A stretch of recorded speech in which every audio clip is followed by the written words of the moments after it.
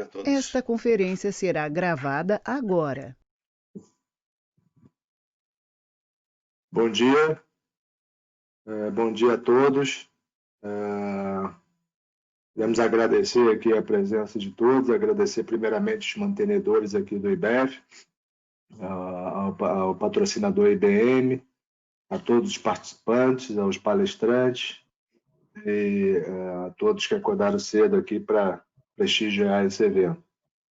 Primeiro, um pedido que todos mantenham aí seus microfones fechados, os participantes, para a gente evitar ruído aí, e os palestrantes aqui, a câmera aberta para que todos nos vejam e a gente possa ter uma interação legal. Primeiro mencionar, eu sou o Roberto Catalão, sou CFO da Claro, mas estou aqui como membro da diretoria executiva do IBEF, junto com os palestrantes aí, coordenar esse webinar aí, que tenho certeza que vai ser bem interessante e legal para todos nós. Primeiro mencionar os próximos webinars do IBEF. No dia 27, amanhã, vamos ter um webinar do IBEF Global sobre negócios disruptivos na pandemia. No dia 9 de setembro, vamos ter um evento de certificação do CFO do IBEF sobre inteligência emocional e transformativa para C-Level em tempo de Covid. No dia 11 de setembro, vamos ter o IBEF Mulher no tema Perspectivas para a Recuperação de Negócios. No dia 16 de setembro, vamos ter uma palestra aí sobre CBS, reforma tributária, tema bem quente nesse momento, o patrocínio da LB, MF e Advogados.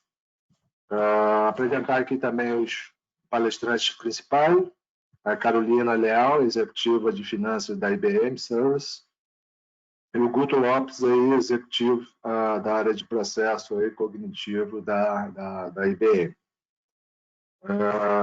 As perguntas, as dúvidas que surgiram ao longo do evento podem ser endereçadas à Rosa, que é nossa organizadora e representante do IBEF, a qualquer momento, e obviamente a gente vai tentar aí debater e responder aí todas as perguntas.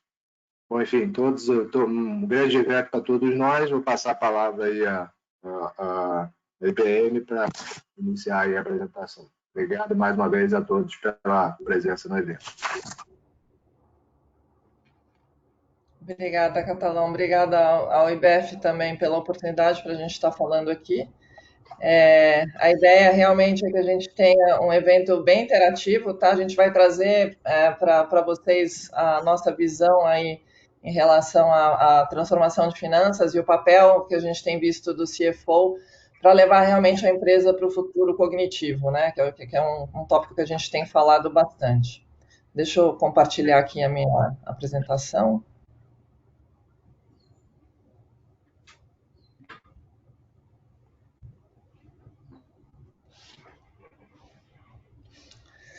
Então, a nossa ideia e a gente vai estar apresentando isso, eu e o Guto, e qualquer pergunta ou qualquer contribuição que vocês tiverem, vocês acessam os moderadores e a gente também pode trazer vocês para a conversa, tá? A gente quer que isso seja uma conversa bastante interativa e principalmente aí considerando os novos tempos, né, e os desafios que eles estão sendo impostos aí com a pandemia, tá? Aí a gente vai trazer, na primeira parte, um pouquinho dos dados de algumas pesquisas que a IBM tem feito mundialmente.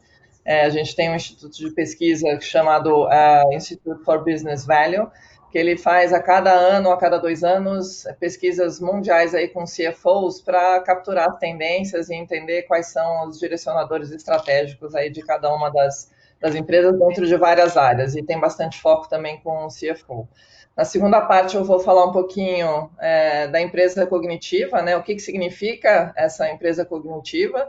E a gente, dentro aí das discussões, a gente vai trazer alguns exemplos, o Catalão também pode trazer alguns exemplos em relação a desafios que tem enfrentado, quais são as medidas que têm sido tomadas aí inovadoras para enfrentar a crise, mas também para trazer a área de finanças para um outro patamar.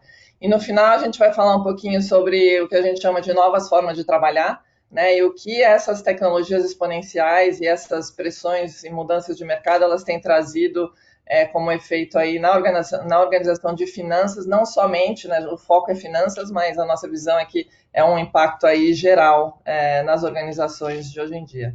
E depois abrir para perguntas e respostas, mas novamente, assim, se tiver alguma contribuição, alguma pergunta que esteja relacionada aos tópicos que a gente está cobrindo, por favor, mandem para o moderador, que a gente vai tentar fazer isso de uma maneira bastante interativa.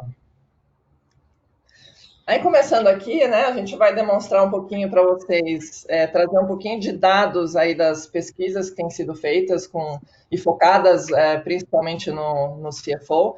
E a gente também distribuiu uma pesquisa para os membros do IBEF, abordando temas parecidos. Então, a gente vai trazer também alguns dados dessas pesquisas que foram feitos com CFOs aqui no Brasil, participantes do IBEF, para a gente fazer uma comparação aí desses dados, tá? Então, assim, a gente como pano de fundo, né, assim, o mercado ele tem sofrido disrupção muito acelerada, né, com todas as tecnologias envolvidas e principalmente aí com o comportamento e a demanda dos consumidores. E todo esse arcabouço aí de tecnologias, de mudança de comportamento, ele tem trazido uma necessidade de um foco em várias áreas aí. Então, a gente fala muito da parte de talento, né? A gente tem visto, a própria IBM tem focado bastante aí em como recapacitar as pessoas, né? Para essa nova geração aí de trabalho que envolve tecnologia, envolve disrupção, envolve principalmente uma agilidade, uma escalabilidade que ela não existia antes, porque as mudanças são muito rápidas, né? A gente teve o exemplo aí radical da pandemia, mas isso é um movimento que ele já vinha acontecendo há um tempo. Então, a gente tem aí os novos modelos de negócio, né? Consumidores cada vez exigindo mais e tendo comportamentos exigindo coisas diferentes, exigindo acesso aos produtos de forma diferente, online, tem um foco muito nessa parte sustentável, então tudo isso ele está realmente mudando o panorama das empresas, de atuação das empresas, ela tem que se adaptar muito rápido. E tudo isso vem acarretando também a parte de novas formas de trabalhar, né? O que essas tecnologias elas têm permitido que as empresas foquem em realmente os funcionários eles terem um foco mais analítico, né? Eles terem um pouco mais de que a gente chama de empoderamento aí através das metodologias hoje que a gente tem aplicado também de Agile, e todas essas tecnologias que elas trazem um novo patamar aí de operação e de possibilidade também de atuação tanto dos CFOs como dos outros executivos das empresas, tá? Aqui é um gráfico bastante interessante, ele faz parte de uma dessas nossas pesquisas que foram feitas com os CFOs. Então, a pergunta que foi feita é quais são os fatores externos que eles vão estar impactando a minha empresa nos próximos 2 a 3 anos. Isso foi feito, essa pesquisa é desse ano, também do IBV, e aí vocês veem qual foi o crescimento, né, desde 2004, da participação e da importância da tecnologia como fator aí para gerar maior competitividade e realmente forçando as empresas a olharem os processos, automações e a forma de trabalhar de uma maneira diferente. Aí você tem alguns que não houve muitas mudanças, né? Então sempre foco em pessoas, a parte de globalização das operações, fatores macroeconômicos, as questões ambientais também têm crescido bastante, mas tem muita relevância aí nessa parte de mudanças de mercado, né, de mudanças principalmente regulatórias, e isso impacta diretamente aí a função do CFO, né, que tem que ter muito foco em compliance, e essa parte especialmente de fatores tecnológicos.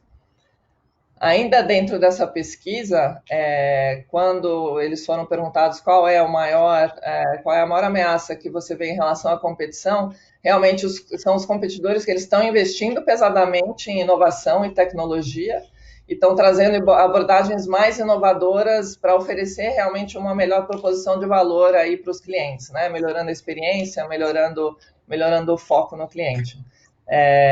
Então, assim, mais de 74% dos CFOs responderam que as organizações estão enfrentando aí essas ameaças devido às possibilidades que a tecnologia e a inovação têm oferecido.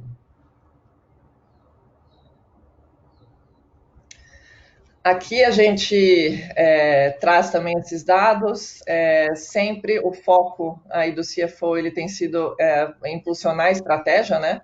Então, crescimento, muito foco em crescimento, muito foco em redução de custos, muito foco em gerenciamento de riscos. Num debate que a gente fez recentemente, o foco, devido à pandemia, ele foi muito maior nessa parte de gerenciamento dos riscos mesmo. E agora que a gente está um pouco saindo, né, que já definiu essas estratégias de administração de risco, aí você volta a focar aí na parte de crescimento, a parte de redução de custos, e principalmente aí tentar fazer uma utilização mais efetiva dos dados para você conseguir impactar positivamente o resultado das empresas. E apesar, isso aqui é um tema interessante que a gente sempre traz, e apesar assim do CFO ele ter essa missão, né, de fazer a execução da estratégia, de crescer, de reduzir custo e de fazer um gerenciamento de risco, mas quase metade dos CFOs eles acham que as organizações deles não estão à altura ainda do papel que eles deveriam desempenhar. Então, isso aqui é algo interessante que chamou bastante atenção aí na pesquisa. Então, a gente vai estar vendo aí alguns obstáculos e vai estar trazendo algumas ideias aí em relação à inovação que podem ajudar, no caso, esse foco maior da organização em executar a estratégia e ser mais parceiro dos negócios, né? Eu não sei se a gente tem já alguma pergunta, Guto, Rosa.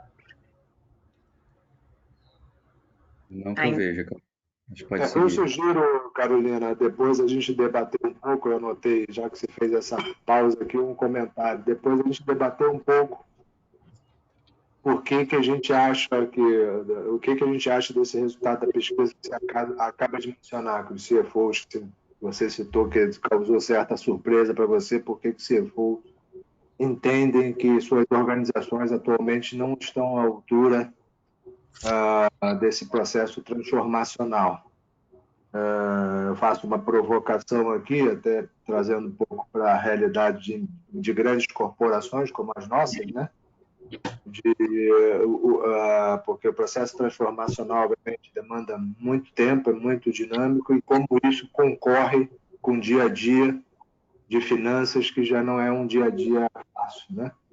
Então, assim, eu acho que, na minha visão, tem muito disso.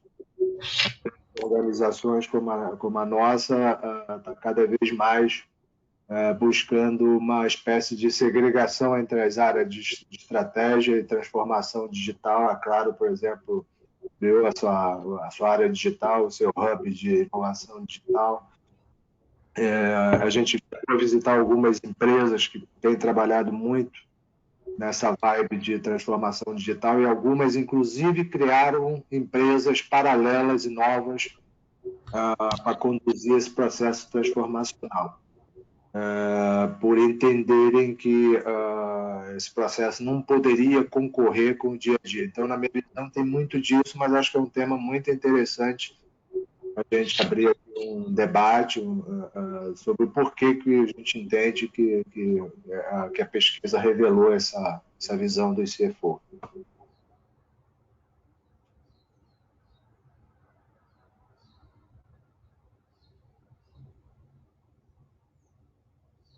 Alguém tem alguma?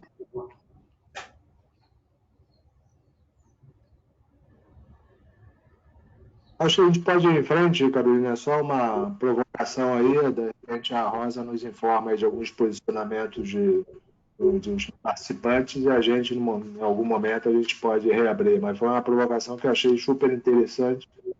Você manifestou a surpresa.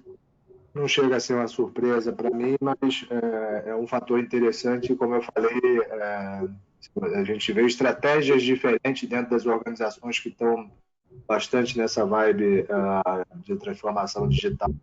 Algumas estão mesclando o processo do dia a dia com essa transformação digital, por entenderem que esse processo de transformação digital e modernização também tem que, de certa forma, misturar com o processo do dia a dia, e algumas não têm uma visão diferente, entendem que Algumas, inclusive, como eu mencionei, chegaram a criar organizações novas, criar um novo CNPJ, inclusive, para conduzir uma nova empresa, para nascer já, né, digital, mais digital. Então, esse tema, na minha visão, por si só, é um debate muito amplo que vale a pena o evento. Não, com certeza, Catalão. E a gente, assim, na conversa... É só um comentário aqui, Carol Catalão, de um testemunho que eu e a Carol tivemos uma discussão, acho que na semana passada, semana retrasada, um outro grupo de CFOs, tá?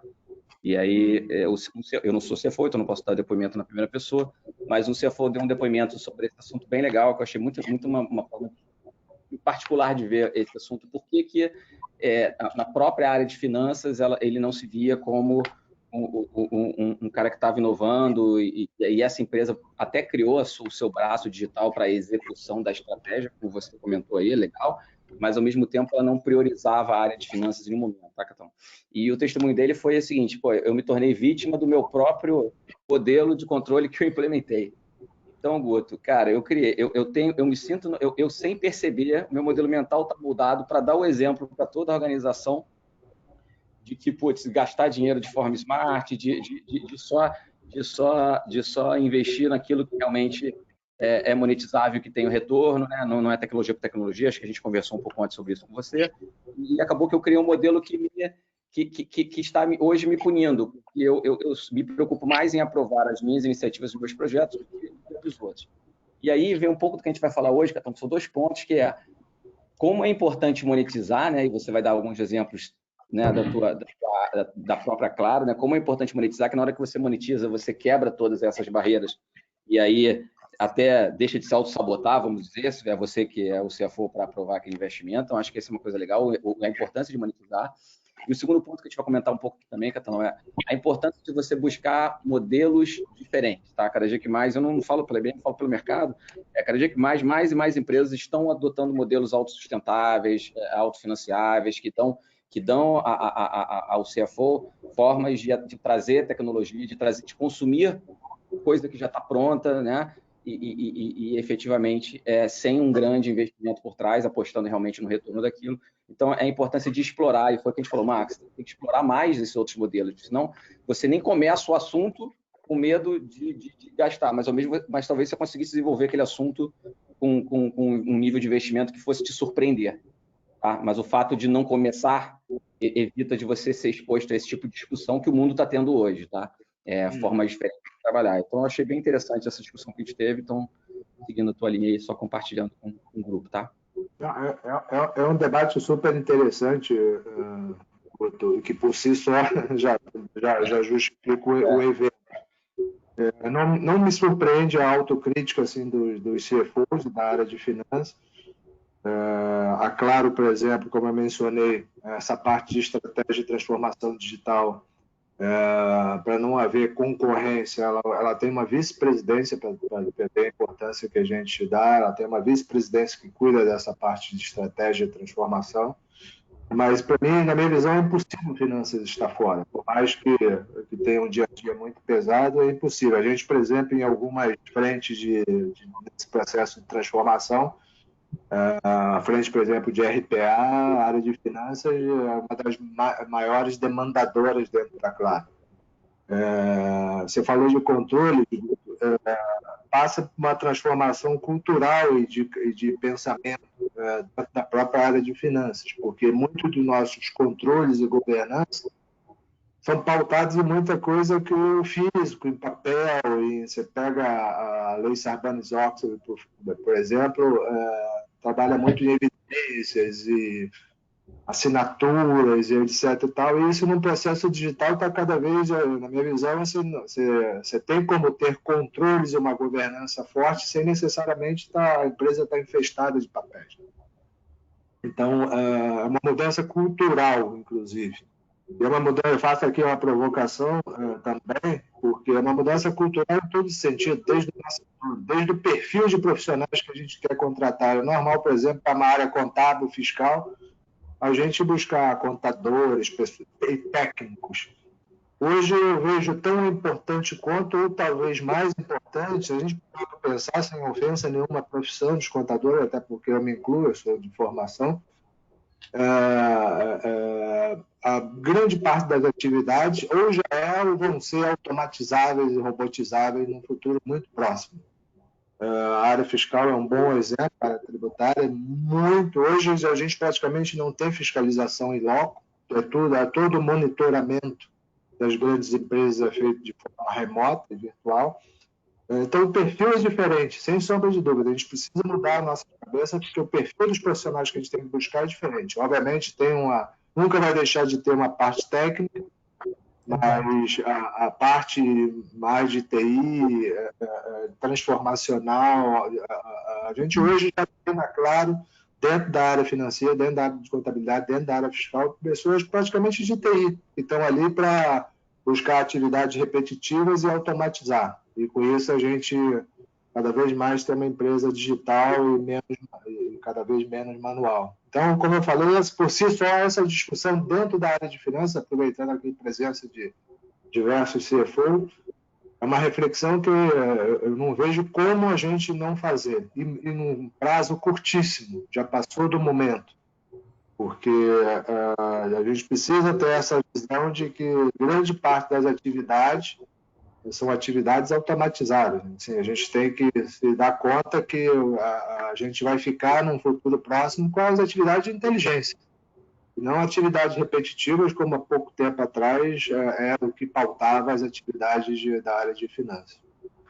Então, assim, é só uma provocação que, de novo, certamente a gente vai ter algumas colocações dos nossos participantes aí, mas, Carolina, desculpe te atrapalhar, acho que a gente pode dar sequência. Não. Acho que foi ótimo, inclusive assim, na minha própria função, tá? Então, eu trabalho com finanças há bastante tempo, nos últimos 10 anos trabalhando nessa parte toda de transformação. E eu tinha, no início, quando a gente falava de transformação em finanças, implementação de serviços, de centro de serviços financeiros, ou até mesmo a parte de outsourcing, etc., era muito foco no processo, né? Era muito técnica a conversa, você tinha algumas alavancas aí de arbitragem, né, em relação a locações mais eficientes em termos de custo, você tinha algumas coisas, algumas ferramentas de automação, mas era muito técnica a discussão. Hoje, assim, eu tenho que estar preparada para fazer discussões sobre automação. Logicamente, nunca vai ficar de fora a parte técnica, a parte de transformação de foco no processo, mas hoje as discussões eu tenho tido muito mais participação, assim, ido a mercado com as pessoas de tecnologia e tendo que realmente aprender tecnologia. Pediria aos participantes que colocassem no mute, por favor, para não dar ruído aí. Mas é exatamente isso, Carolina. Quando a gente pensa, você citou em algum momento aí a atividade BPO, a IBM também presta esse tipo de serviço. Alguns BPOs de terceirização pura de mão de obra, quem já não morreu está morrendo. Porque hoje a gente, claro, saiu de um processo recente de uma BPO, de uma atividade muito grande dentro de finanças. Ainda estamos nesse processo, mas saímos de uma terceirização, de um BPO muito grande. O grande drive certamente não foi a terceirização pela terceirização, tirar as pessoas de um lado e colocar as pessoas do outro. O que nós buscamos, na verdade, foi uma empresa que pudesse nos acelerar a parte de tecnologia e automação. Então, o drive, sem dúvida, é esse. Inclusive, as empresas, arrisco de dizer, não estão ganhando dinheiro se pensam somente na terceirização por terceirização. Cada vez mais os grandes players vão querer negociar bem seus contratos, então, se ganhar dinheiro, sob a ótica das empresas que fazem BPO, e vai ter um benefício sob a ótica das empresas que encomendam e que partem para o BPO, para terceirizam essas atividades. O grande benefício, sem sombra de dúvida, é acelerar, deixar de concorrer internamente por recursos de TI, de tecnologia, e colocar na mão de empresas que possam acelerar esse processo transformacional e digitalização das atividades. O nosso está relativamente recente, esse que eu estou citando, tem um pouco menos de um ano, e o que a gente já conquistou em termos de automação de atividades, certamente não conseguiríamos conquistar num tempo tão rápido fazendo internamente. Mas isso porque a gente colocou dentro de uma empresa que tem, além de consultoria, além de uma empresa de tecnologia. Então, assim, muitos debates interessantes que a gente ter nesse processo transformacional e da área de finanças, que para mim é um caminho sem volta.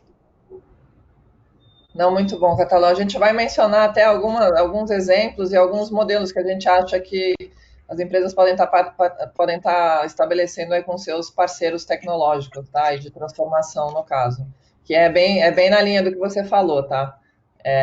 Você acelerar, você ter mais foco e trazer mais resultado mais rápido, e você ter um parceiro que ele possa realmente co-investir com a empresa, ser um parceiro de verdade, não somente um vendor, né, que vai estar fornecendo ou prestando serviços. Isso foi uma mudança grande também que a gente tem visto nesses últimos tempos.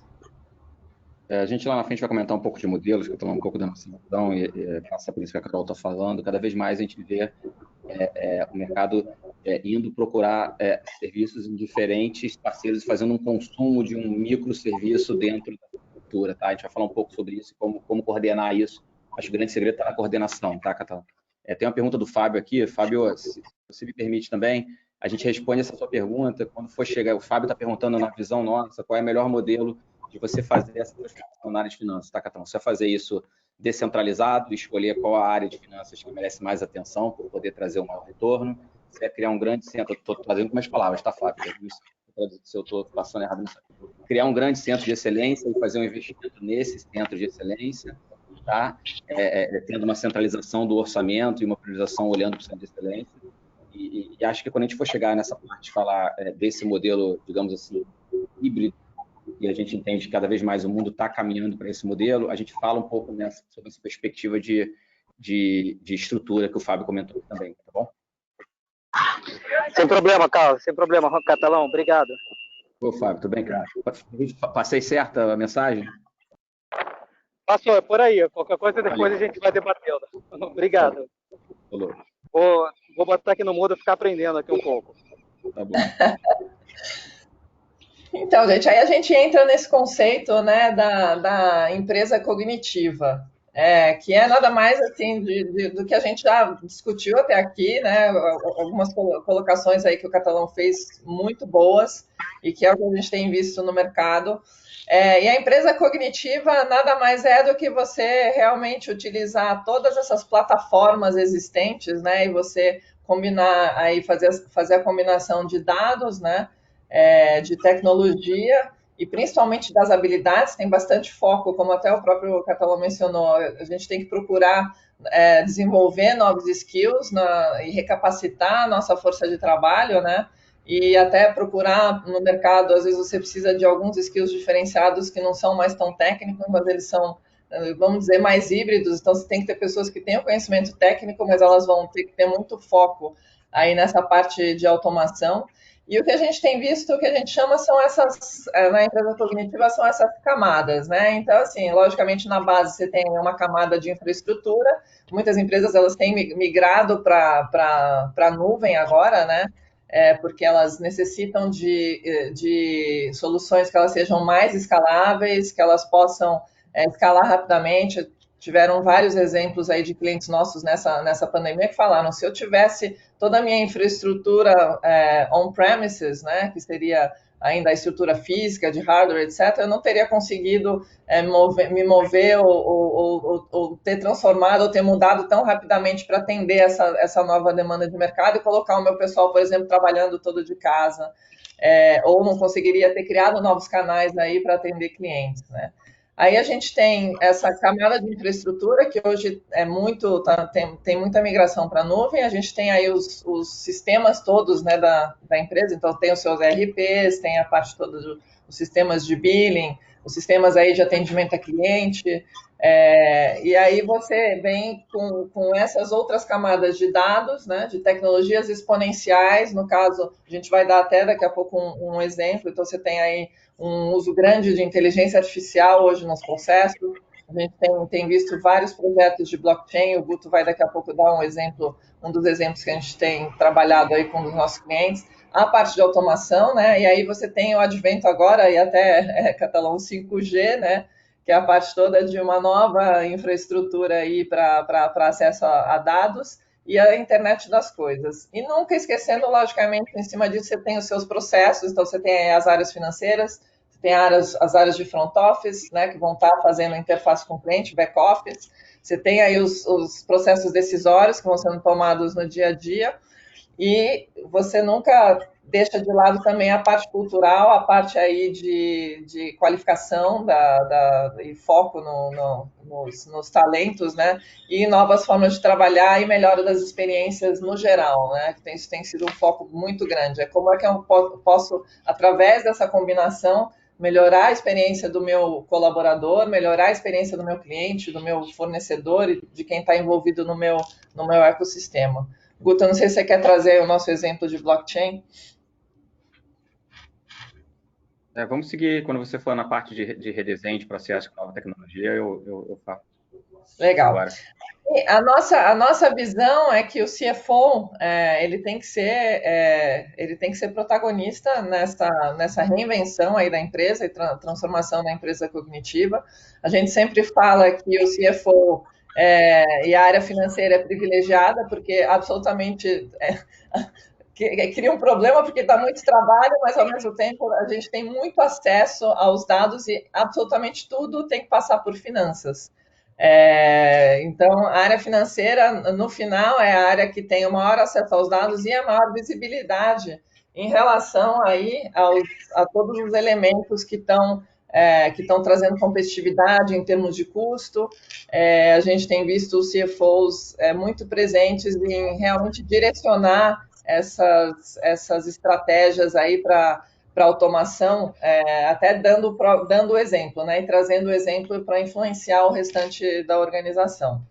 Então, como a gente comentou aqui, a parte técnica é sempre importante, a gente vai ter um foco aí grande no redesenho dos fluxos de trabalho, então sempre vai passar por transformação, por melhores práticas de processo, não tem como a gente fazer uma automação em um processo ruim, então você não vai ter resultado, não vai ser eficaz, então passa por transformação de processo, passa por avaliação aí de quais são as tecnologias mais adequadas, os ERPs também estão evoluindo, eles vão oferecer alguns outros componentes que vêm substituir ferramentas, né, de mercado isoladas para determinadas atividades, mas sempre você vai ter que olhar aí as tecnologias exponenciais e as tecnologias disponíveis para serem complementares e mudar aí a forma de trabalhar e você conseguir dar mais foco realmente em elevar aí o patamar da organização de finanças, né? E até endereçar essa questão que a gente trouxe no início,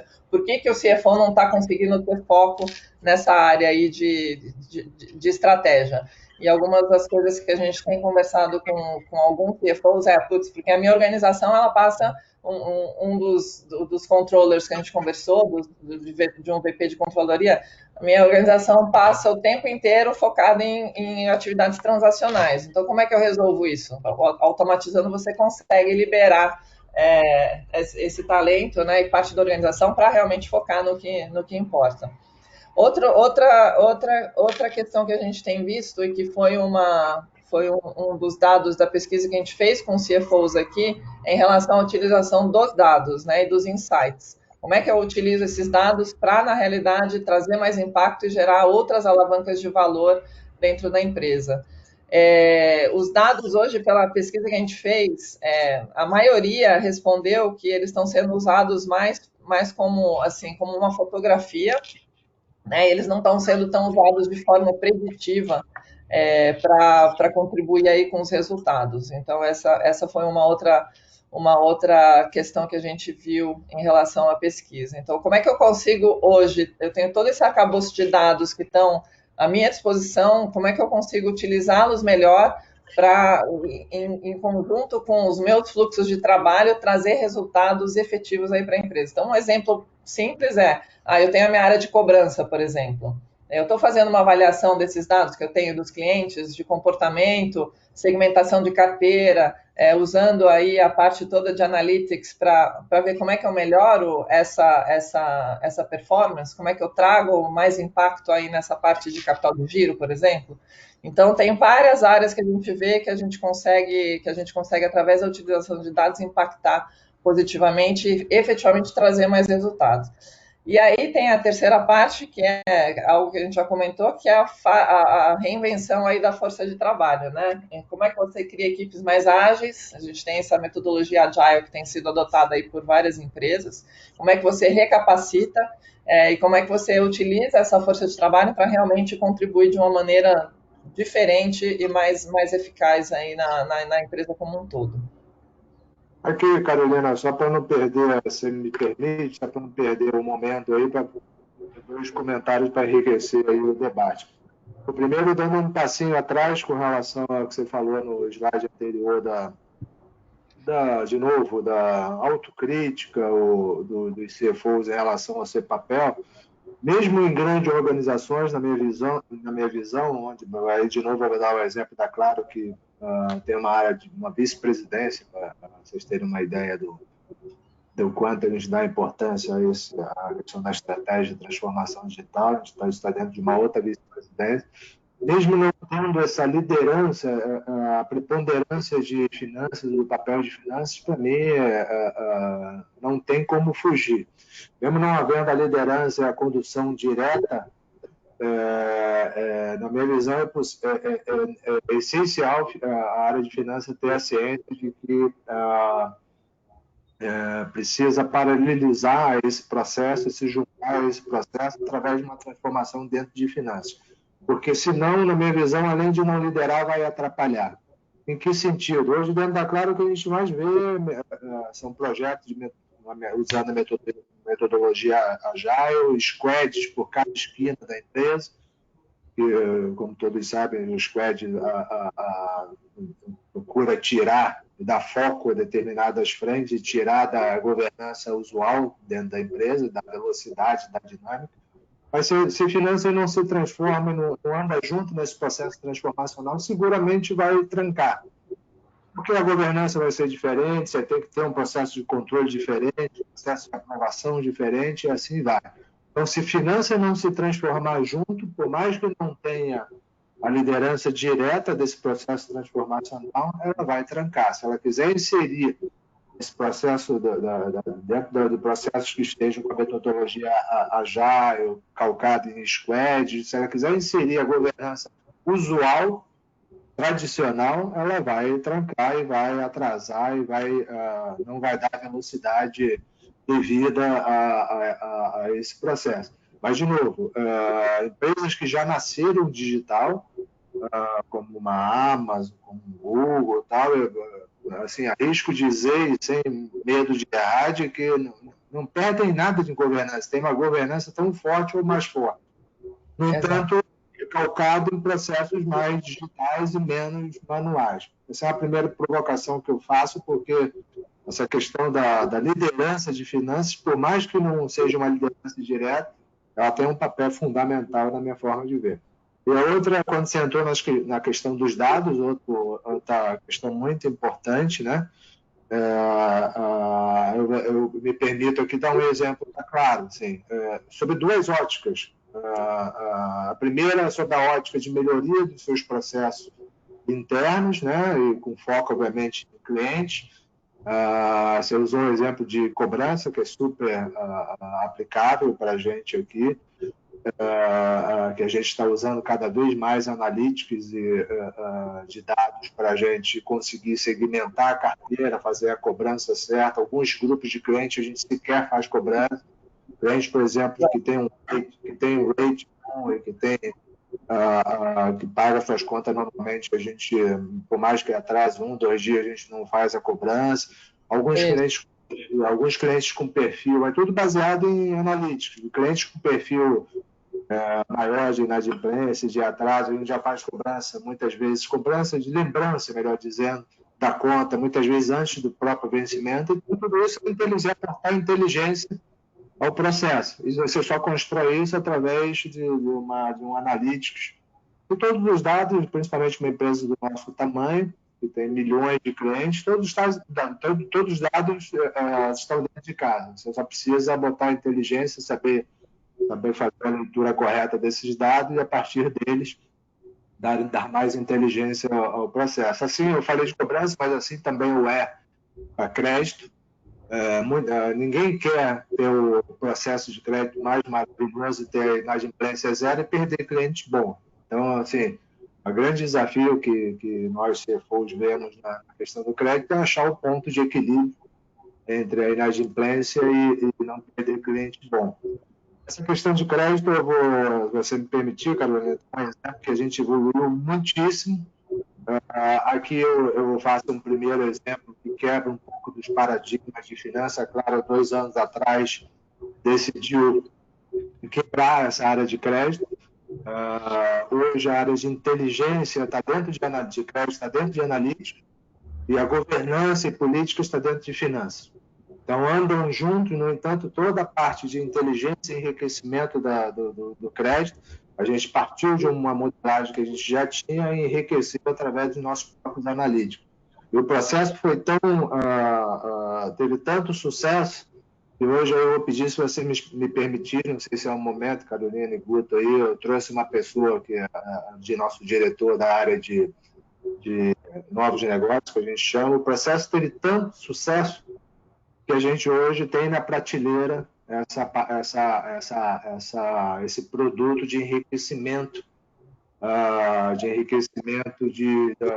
modelagem de crédito, vendendo inclusive para birôs de crédito, porque realmente a gente enxerga nos nossos dados coisas que os birôs não enxergam. Então a gente inclusive vende, transformou num produto a ser monetizado. Então, além de evoluir muito internamente com essa parte do crédito, caímos muito na nossa inadimplência. Além disso, arrisco dizer que a gente hoje tem menos risco de perder bons clientes, e além disso, transformando no produto. Então, assim, não sei se é o momento agora, se você quer falar mais à frente, mas eu gostaria de ter um testemunho. Acho que a ideia é a gente falar um pouco de exemplos reais de cada um desses 3, tá? E acho legal, você segue com a palavra, dá o exemplo na parte de monetização de dados, que é o seu exemplo, e acho que pode ser sim, e depois a gente segue um pouco, mas acho que pode seguir sim. E é bem interessante, né, Catalão? Porque assim, é uma coisa que a gente tem falado assim com alguns clientes, né? Você passa de um centro aí, no caso de custo, né, para gerar receita, né? Então você tá achando aí outras. Os dados eles acabam trazendo outras oportunidades para a empresa fazer uma geração de receita, né? Ou seja, vender esse scoring, etc. Então é bem interessante. Obviamente tem um desafio, né? Principalmente com a LGPD, você tem os cuidados necessários para transformar isso num produto. Obviamente essa avaliação prévia é essencial, tem que ser feita. Mas sem sombra de dúvida, Carolina, você tem a oportunidade de transformar essa área em uma área geradora de receita, uma área que monetiza o negócio. Carlos Araújo está aí? Se puder abrir a câmera aí. Ok, sim, Catalão. Bom dia a todos. Complementar. Se puder abrir a câmera e falar uns minutinhos sobre isso que eu estou falando, Carlos, para a gente não tomar muito tempo. Acho que é um debate interessante, né? A gente sai de uma visão como a Carolina falou, de uma visão eventualmente de dados e processos financeiros serem usados somente para dentro de casa, para dentro das empresas, e também abre a oportunidade de monetizar. Catalão, vocês estão me ouvindo bem? Eu estou vendo você, Carlos. Se você puder abrir a câmera aí. Não. Vocês estão me ouvindo ou não? Ouvindo sim, não estamos vendo. Deve ter um botãozinho à tua esquerda, tem a câmera aí não, Carlos? É que essa interface é diferente mesmo pra gente, né? Não, mas para mim aparece aberto aqui. Ah, é? Então...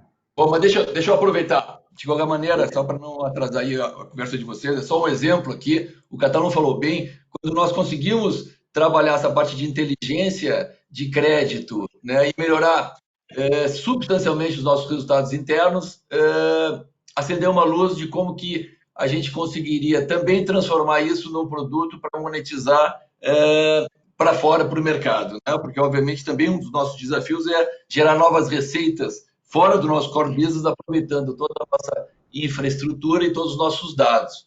E aí, essa boa experiência de redução de custos e, principalmente, de qualidade dos nossos scores de crédito, nós criamos um produto de prateleira, onde nós efetivamente já estamos comercializando isso, né, via API. O desafio era grande, porque nós tínhamos que organizar toda a parte de analytics e criar uma exposição com APIs de alta performance para ser consultado isso muito rapidamente. E esse é um produto efetivamente que já é um case de muito sucesso e que tem servido aí para ajudar o crédito de muita gente, principalmente em função das informações que uma operadora como a nossa tem dos clientes de pré-pago, né, que são não bancarizados e que tem muito pouca informação no mercado. Então, esse é só um exemplo, mas efetivamente nós estamos numa caminhada aí bastante entusiasmada de criar novos produtos de monetização de dados, justamente aproveitando toda a qualidade e toda a organização de dados que nós criamos internamente. Se você quiser, Carlos, obviamente isso me ocorreu, porque nessa parte de crédito, mas se você quiser aproveitar a oportunidade em 2 minutos aí, falar também que outros exemplos a gente teria de processos que nasceram dentro de casa e se transformaram, como você falou, em um produto de prateleira que a gente hoje comercializa para fora. Legal. Legal. Bom, nós, com todo esse movimento, há uns 2, 3 anos atrás, a gente começou a organizar todos esses dados internamente, e não são poucos dados, né? Vocês podem imaginar, uma empresa de telecom dizia, né, que dados é o novo petróleo, mas nunca conseguiu efetivamente utilizar nem para dentro nem para fora. Né? Por quê? Porque são sistemas legados, os dados não se falam, não se conversam e, consequentemente, perdem muito valor. Nós temos um trabalho muito grande nessa parte de organização dos dados. Hoje os dados estão totalmente integrados. Nós temos, como exemplo, 4,5 registros, 4,5 bilhões de registros por dia. Então, vocês podem imaginar o que significa a organização de tudo isso. E aí começamos a trabalhar a parte de Advanced Analytics, né, para criar essas variáveis, são mais de 7.200 variáveis, e automatizar todos esses processos. E aí criamos alguns produtos de prateleira, um é esse de score de crédito. Nós temos para fraude o Claro Valida, que valida CPF, endereço e telefone celular, de uma forma também por API muito rapidamente. Então, isso para fraude está sendo super atrativo no mercado. E um outro produto que é o Claro Alerta, que é também para fraude, quando o cliente troca de chip, ele é alertado. Né? E normalmente as fraudes acontecem sempre com chips diferenciados. Então, hoje nós temos 3, 4 produtos de prateleira que estão já fazendo um bom approach dentro do mercado. E a nossa visão de dados é a gente criar um hub de Data Insights as a Service. Né? Então, efetivamente, para escalar esse negócio, nós temos uma plataforma onde, efetivamente, os nossos clientes vão poder fazer as suas combinações e ter os seus insights, porque ninguém melhor do que o próprio cliente, que sabe a dor que está fazendo, minerar os nossos dados e criar alguns insights para eles. Muito bom. Bom mesmo, cara, perfeito. Exemplifica perfeitamente aqui, e aí, Catalão, a nossa ideia, né? Dar um exemplo real para cada uma dessas frentes, né? Exatamente para que fique fácil para todos tangibilizar. Então, acho que esse exemplo é o perfeito da parte de alavancar dados proprietários e como gerar negócio através disso, né? A gente tem um exemplo aqui também de como a Carol falou um pouco também, Catalão, no início, do redesenhar fluxos de trabalho, né? Isso é um pouco da nossa conversa de 2 dias atrás também, que é redesenhar isso. O que a gente propõe aqui? Redesenhar os fluxos de trabalho olhando o que as novas tecnologias têm hoje, né? E realmente hoje a gente entende, e a gente tem exemplos práticos disso, que problemas que eram insolúveis há pouco tempo atrás, hoje já é possível se solucionar com as novas tecnologias. Né? Então não vou trazer tecnologia por trazer tecnologia, não vou trazer blockchain porque está na moda, não vou trazer inteligência artificial porque está na moda, exatamente que tipo de problema agora eu consigo resolver que eu não conseguia antes. Né? Então, essa que é a proposição aqui desse redesenhar fluxo de trabalho com recursos cognitivos. Tá? Tem um exemplo muito legal de um trabalho que a gente fez recentemente com um cliente em que ele tinha um super problema. Até então entendia-se que não tinha solução com as tecnologias existentes, né? Não são mais as atuais, em que ele tinha um processo de depósito de de depósito de garantia, tá? De processos que ele tinha na justiça. É gigante, eram bilhões de dólares, o valor era muito alto, e tinha envolvido um ambiente super complexo, mais de 150 escritórios de advocacia. E ele comprava, né? Obviamente, como todos fazem, não depositam dinheiro, ele comprava de seguradoras, de diferentes seguradoras, os depósitos. E isso envolvia toda a complexidade de você estar interagindo com o escritório, sabendo se a decisão foi tomada, avisando a seguradora que você vai parar de pagar, qual é a melhor decisão que eu vou tomar, qual é o custo daquela pólice versus o custo do escritório. Uma série de análises que ele simplesmente não conseguia fazer, ele tinha dezenas de planilhas fazendo isso, e ele era um problema insolúvel. Por quê? Porque não tinha como criar uma solução em que ele, entre aspas, teria que obrigar os 150 escritórios a usar, e ele nem sabia quais as seguradoras ele queria usar, ele poderia usar outras, né? Então, a solução que a gente desenhou junto com o cliente nesse exemplo, Catalão e Carol e o time, para como que a nova tecnologia vai ajudar. Primeiro, a gente trouxe o componente da inteligência artificial. Então, a gente tirou uma série, um pouco do que o Carlos comentou aqui, a gente trouxe uma série de decisões que antes eram feitas pelo time dele, avaliando dados de uma planilha, passaram a ser feitas por uma máquina de inteligência artificial, tá bom? Então, decisões do tipo, esse processo você deveria parar ele agora e deveria fazer um acordo. Esse processo você vai até o final porque a sua chance de ganhar é muito alta. Isso aqui já aconteceu em algum momento no passado e isso foi o comportamento que houve. Baseado no que eu tenho visto, eu te sugiro a trocar de escritório, porque o outro escritório tem mais ganhos de causa nesse assunto. Então, ele botou uma máquina de inteligência artificial que conseguia aprender com as decisões judiciais, né? Não dizer que conseguia entender a cabeça de juiz, acho que pode ser demais, mas pelo menos com o histórico das decisões judiciais ela conseguia aprender, tá? E colocou o componente do blockchain, tá bom? E o que ele fez? Ele interligou os escritórios com as seguradoras, com ele também, como um dos agentes validadores, tá bom? E fez essa interligação usando a tecnologia do blockchain. O que ele conseguiu depois disso? Ele conseguiu quase que em real time, no momento em que uma decisão é tomada, uma das vantagens dele, no momento que a decisão é tomada, essa comunicação chegava na seguradora para suspender o pagamento daquela pólice, tá?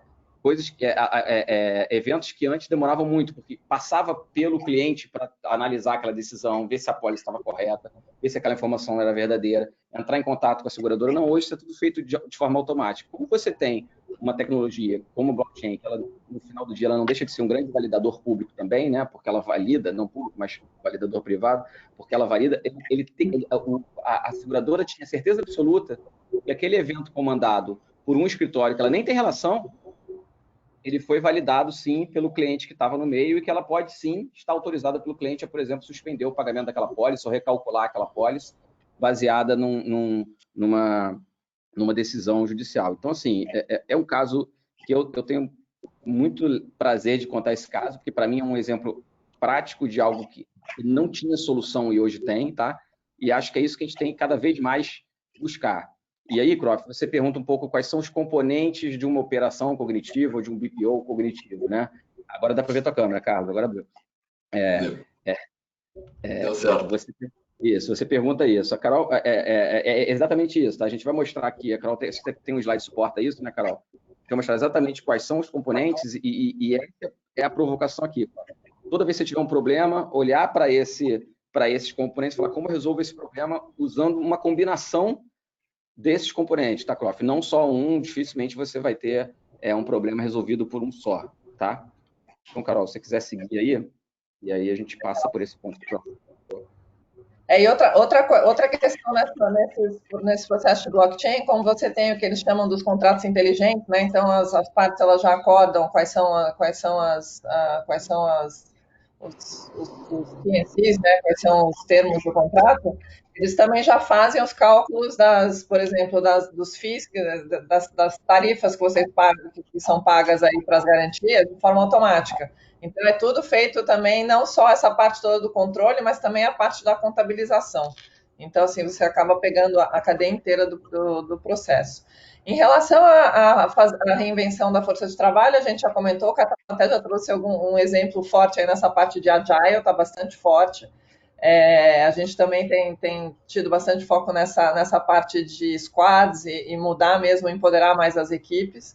Então, é um tema aí que está bastante forte, a gente tem focado Aí, eu, por exemplo, voltei para a IBM, né, e a gente tem um leque aí de treinamentos que a gente tem que passar sobre empresa cognitiva, sobre o que é a jornada aí para o cloud, sobre algumas outras coisas, que isso faz parte da nossa avaliação de performance, inclusive, né, e de como a gente vai ser avaliado aí depois para participação em resultados e etc. Então, assim, tem muito foco nessa parte de recapacitação e esse é um elemento extremamente importante. Você não faz nada sem as pessoas, né? Você pode ter todas essas tecnologias à disposição, mas se você não tem as pessoas preparadas para isso, a gente acaba não tendo efeito. Então, assim, a gente já passou por esses exemplos aqui.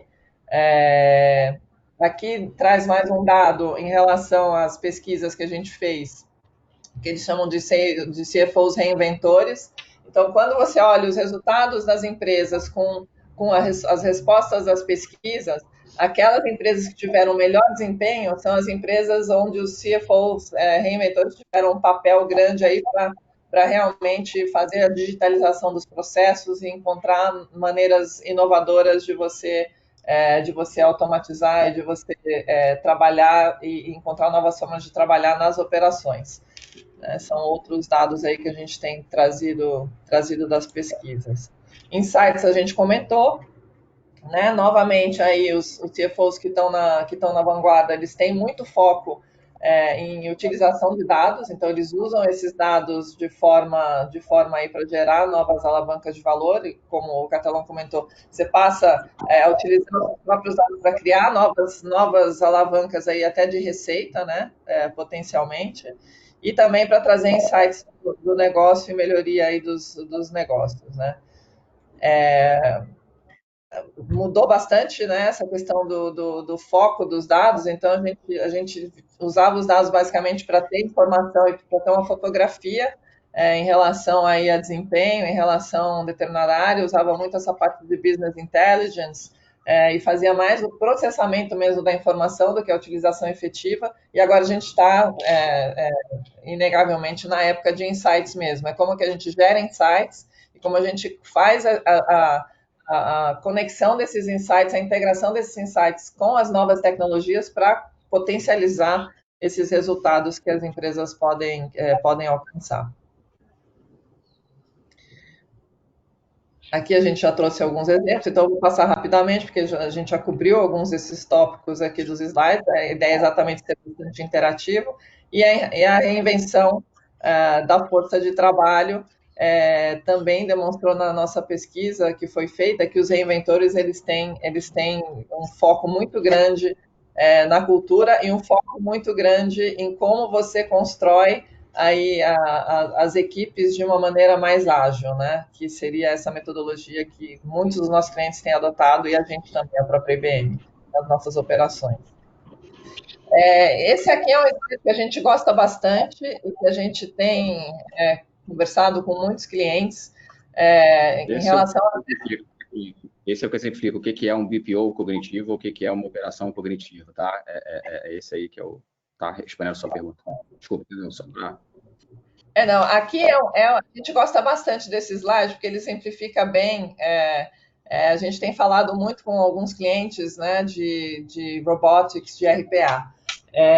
E a gente tem trazido para os nossos clientes uma visão de que o RPA somente hoje ele não consegue trazer os resultados, isso a gente vai ver num gráfico mais à frente, ele já não consegue trazer os resultados e eficiências do que quando você usa todas essas outras tecnologias de Watson, de um motor de regras, e combina todas essas tecnologias para emular o trabalho de um analista, no caso.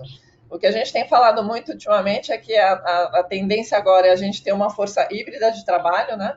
Onde a gente vai ter os analistas do lado da empresa, eles vão estar mais focados em resolução de questões mais complexas, né? Vão estar aí fazendo maior parceria com o negócio para melhorar aí os resultados efetivamente e influenciar os resultados. E a gente vai ter os trabalhadores digitais, que vão se usar de todas essas tecnologias integradas, que é a parte de robô. Então, como vocês podem ver, robô na nossa visão, ele faz o que é hoje repetitivo. Ele é parte de um pacote, né, de uma solução integrada, mas hoje ele faz basicamente o que é atividade repetitiva. Hoje a gente já evoluiu para o que a gente chama de hiperautomação, e um modelo que ele é complexo, e ele traz toda a coordenação e orquestração disso através de um Intelligent Workflow, que ele vai combinar a parte de robotics, a parte de captura de dados e processamento através de inteligência artificial, e vai também tomar decisões com base nas regras de negócio da empresa. Então, hoje você consegue basicamente, muito próximo, né, emular aí um comportamento do que você fazia no passado, que era só repetitivo. Hoje você consegue fazer automação do tratamento da exceção, e que é o foco que a gente tem tido, essa visão que a gente tem trazido para os nossos clientes, né? Hoje não é mais só RPA, hoje a gente já está evoluindo para um nível acima de só fazer implementação de robotics. E aí, só complementando aqui, Carol, Croft fez a pergunta, os resultados dessa combinação, se você voltar outro slide, Carol, ele é realmente muito melhor do que o resultado anterior. Você sai de uma visão que você só usava o lado esquerdo e a mão, digamos assim, né, para uma visão em que você consegue, através de uma combinação de tecnologia, simular todas as ações de um ser humano, inclusive a parte do lado direito do cérebro, inclusive a parte do sistema nervoso. Então, o que diz o mercado, que é o slide que a Carol trouxe agora, tá? Diz o mercado o seguinte: ainda não se conhece o limite do uso dessa combinação de tecnologia, tá? Diferente da automação tradicional / o lado esquerdo, que são regras, né? Automatizo e consulto um livro de regras do que eu faço direita ou esquerda.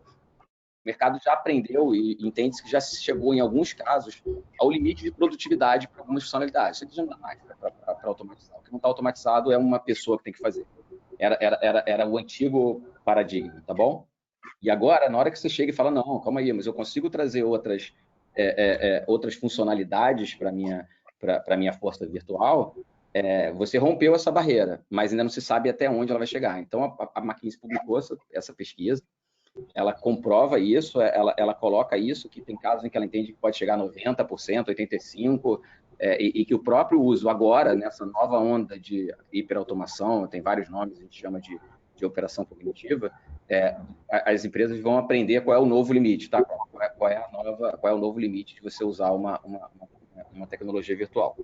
E aí o que a gente fala também, que a Carol vai falar bastante, que é essa parte do como a nova forma de trabalhar com as pessoas é que cada vez é diferente quando você trabalha com uma pessoa. Então, isso é uma coisa bem legal que a gente tem visto.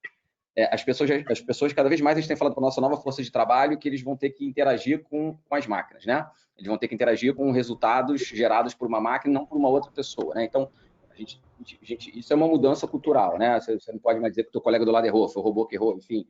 Você sai daquele paradigma de, putz, eu sou responsável por 100 pessoas, por 1000 pessoas. Não sou responsável por ninguém, só por 1000 robôs. Então, a gente começa a quebrar alguns paradigmas nessa nova força de trabalho que está chegando, que é como garantir que elas estão motivadas, como garantir que elas estão trabalhando integradas com a máquina. Então, uma coisa é essa força trabalhando com robôs tradicionais, em que ele simplesmente automatiza o que ela deixaria de digitar, vai no limite, e aí ela fala, não, o robô é meu empregado, ele faz o que eu mando e está lá, estou descansando meus dedos, para começar a interagir com uma máquina que às vezes vai ser, vou brincar aqui, mais inteligente que ela, vai dar um insight que ela não esperava, vai dar uma visão que ela não concorda, e que aí? Ela vai aceitar? Ele está te dando aquela visão de uma decisão baseado em análise que ele fez que você, como ser humano, é impossível fazê-la.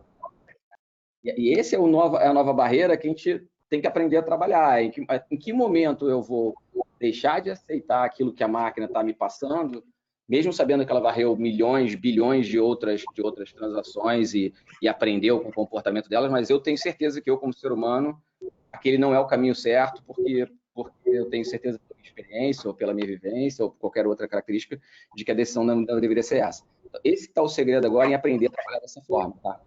Que a gente começa a ver, é muito legal e é muito rica, não só essa discussão, como esse dia a dia, que é as pessoas sendo desafiadas pela máquina no trabalho que ela entendia que até então ela era a dona daquele assunto, a dona daquele trabalho. Então, a gente vai ver isso cada vez mais, tá? Cada vez mais, e aí, Croft, a gente entende que esse é um ambiente totalmente, primeiro, altamente produtivo, porque as produtividades vão dos famosos 20, 30 e, segundo, né, a própria McKinsey, podem chegar nos 80, quem sabe?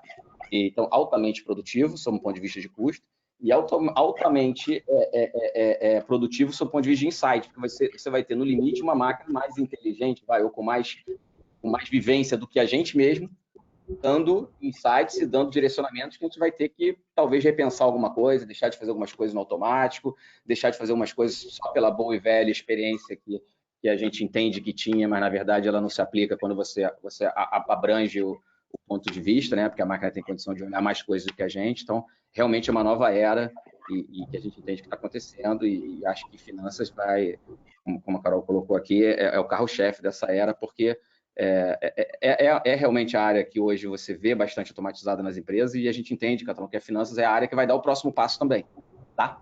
Que está dando, eu diria, né? Acho que o teu próprio exemplo do Carlos é um exemplo bem legal no segmento de monetização de dados. É a área que está dando o próximo passo para essa área cognitiva, é a área de finanças, então a gente vai ter a oportunidade de experimentar isso, eu diria assim, tá? E moldar, né? Até participar disso e fazer. Então, só trazendo aí, Croft, espero que tenha respondido a sua pergunta, um pouco a visão da IBM sobre esse assunto, tá? Aqui um comentário, Guto, só para não perder aí a oportunidade. A frase por si só já é bastante provocativa na minha visão, e o CFO, cabe ao CFO, em todos os profissionais, mas o CFO, na minha visão, tem fundamental nisso, enxergar o contexto de cada negócio, né? Eu gostei da frase, o modelo tradicional de ganho de eficiência chegou ao limite aí, o ganho passo a passo muitas vezes não é, algumas indústrias não é suficiente, não dá velocidade suficiente. Aqui eu me permito dar o exemplo de telecom, que hoje ao redor do mundo é uma indústria que tem as receitas estabilizadas, um viés de baixo, por N motivos, a própria queda de serviços tradicionais, como voz, cada vez menos as pessoas usam voz e se falam, né, cada vez mais dados. Além disso, é um mercado cada vez mais invadido, você pega no vídeo on demand, é um mercado cada vez mais tem novos players, e isso nos obriga a dar uma urgência assim, muito grande para esse processo transformacional. Só o ganho de produtividade, o ganho de eficiência, o gradual, na minha visão, não é suficiente. Não vai dar velocidade de emagrecimento, de ganho de musculatura para a empresa, para essa nova realidade. Então, o processo transformacional de digitalização tem que ser um processo muito rápido. Já estamos nesse processo, a indústria já está nesse processo de reinvenção do seu relacionamento com o cliente, cada vez mais digital, para ganhar, como eu falei, musculatura para essa nova realidade. É uma nova realidade. E assim nós temos diversas. Você pega esse momento da pandemia aí, o que é o setor de transporte, qual é a nova realidade do setor de transporte, qual é a nova realidade do setor de turismo. Também, se não se reinventarem, se não se emagrecerem, se não ganharem musculatura, se não se digitalizarem, muitos deles vão ficar pelo caminho, seguramente. Assim, é um processo transformacional, porque às vezes o crescimento esconde muita ineficiência interna. Então, momentos como esse na pandemia seguramente estão dando uma necessidade, uma urgência muito grande para alguns segmentos, para basicamente aqueles que para dizer aqueles que vão sobreviver, aqueles que vão estar nesse novo cenário, é que eles vão ficar pelo caminho. Então, assim, eu achei ótima, super provocativa. Somente o modelo tradicional, que talvez tenha sido bom até hoje, seguramente pode não ser bom para amanhã, né? Então, me permitir dar o exemplo da nossa própria indústria, que já está passando por esse processo transformacional, porque a parte de cima, que é a receita, se estabilizou, não só aqui no Brasil, no mundo. Então, hoje você olha os releases das empresas, o que mais se fala é ganho de eficiência, digitalização, cada vez mais velocidade. Me permite fazer essa provocação para os segmentos que mais sofreram agora nesse momento. Ou se reinventam, um processo muito rápido, ou alguns ficam pelo caminho. Então, se tiver alguns participantes aí desses segmentos que eu cito aqui, eu acho que é enriquecedor aí, como é que estão enxergando, como é que você se prepara. Pega o setor, você pode ter um processo, uma estrutura e uma governança mais eficiente possível, mas você nunca se prepara para queda de demanda de 90%. Como, por exemplo, aconteceu no transporte aéreo. Como é que você se prepara para o seu negócio, você de um dia para o outro ter 10% da sua demanda? Não se prepara, né? Então, as empresas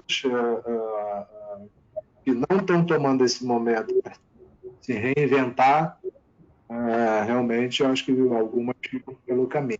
Eu acho que é um testemunho, se tiver alguém de novo, se tiver algumas pessoas, alguns participantes desse segmento, eu acho que é muito rico e muito apropriado aí o debate, como é que estão enxergando, né? Porque, sem dúvida, é uma... Tem a pergunta do Edgar aqui para você, que eu acho que tem um pouco a ver com isso, um pouco a ver com o que você falou num outro pedaço da apresentação, tá? Ele remete um pouco àquela discussão que você fez entre as empresas nascidas digitais e os grandes grupos que não são digitais, tá? Então, ele faz remete a esse fato, falou, pô, legal, eu gostei daquela sua conversa, daquela sua colocação sobre quem nasceu digital versus quem não nasceu digital, e baseado em que é um fato, a gente realmente ter que fazer iniciativas de transformação, né, é algo que tem que fazer, como é que você vê, você entende que é possível numa organização, vou chamar aqui eu, Guto, de tradicional, você entende que é possível numa organização tradicional eu ganhar a prioridade correta mediante um plano tradicional, um fall plan, um waterfall, de realmente fazer essas implementações, ou você pensa que isso ainda é um desafio, que as organizações digitais ainda têm vantagens na hora de fazer essas transformações, ou não? Você pensa que as organizações tradicionais conseguem implementar esses modelos novos, ágeis e ganhar prioridade? Eu penso as duas colocações, que é possível, mas que é um baita desafio. Temos diversos exemplos que empresas que não se transformaram, aí falando não somente da transformação digital, mas da transformação do business como um todo. Algumas que ficaram pelo caminho e outras que sobreviveram. Aqui vou me permitir,